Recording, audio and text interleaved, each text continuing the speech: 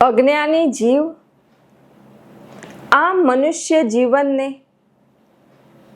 ભોગો ભોગવવામાં જ પૂર્ણ કરી દે છે, જ્યારે જ્ઞાની જીવો આ મનુષ્ય જીવનમાં આ મનુષ્ય જીવન લેવાનો ઉદ્દેશ્ય કયો તે જાણીને તે માર્ગે ચાલીને તેને પ્રાપ્ત કરીને પોતાનો મનુષ્ય જીવન સાર્થક કરે છે।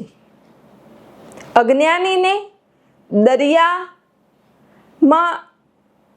ફક્ત મીઠું જ દેખાય છે કે દરિયો એટલે મીઠાની ખાણ, જ્યારે જ્ઞાનીને દરિયામાં રત્નો દેખાય છે।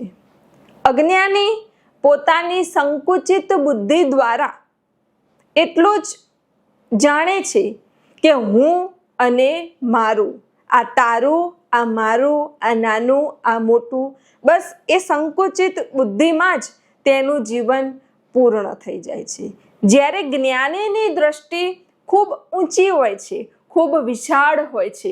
વસુદેવ કુટુંબકમની તેની ભાવના હોય છે કે મારું જીવન એ આ વિશ્વના કલ્યાણ માટે, વસુદેવ કુટુંબકમ સર્વ મનુષ્યોની સહાયતા માટે, સર્વ મનુષ્યોના દુઃખો દૂર કરવા માટે, સર્વ મનુષ્યોની ઉધર્વ ગતિ માટે આ મારું મનુષ્ય જીવન છે।